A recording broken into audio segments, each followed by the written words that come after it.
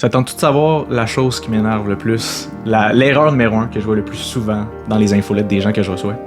C'est quelque chose que je vais te dire, si tu t'abonnes à ma chaîne, moi c'est Simon, le gars d'email, j'attends de voir ton nom dans mes abonnés bientôt.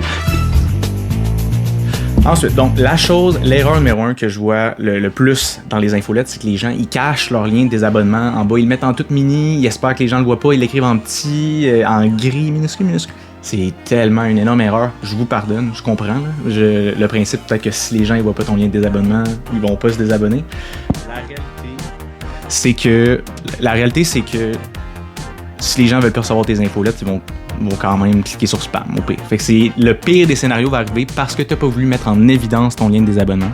Donc, ce que je recommande à la place, souvent, ce que je fais pour les clients, c'est qu'on va s'assurer d'avoir le lien vraiment en évidence. Il y en a même qui vont jusqu'à le mettre en haut des infolettes. Ça, c'est à voir si c'est nécessaire ou pas. Mais le mettre en évidence, moi, j'aime ça écrire « clique ici pour te désabonner ». Donc, c'est plus large, ça prend plus de mots. Je le mets en bleu.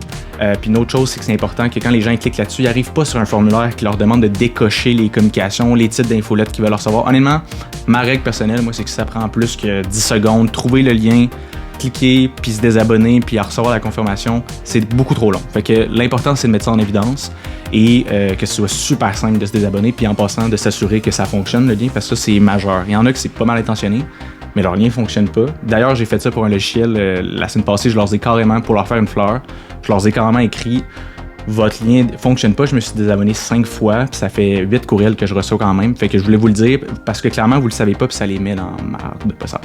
Donc voilà, c'est l'erreur numéro 1 que je vois constamment plein de gens faire avec leur entreprise, dans leurs infolettes, ils cachent le lien, on veut absolument éviter ça. Dis-moi donc dans les commentaires, est-ce que ton lien de désabonnement, il est clairement accessible? C'est pas très excitant comme question, mais je cherche à avoir de l'engagement. Merci de m'encourager.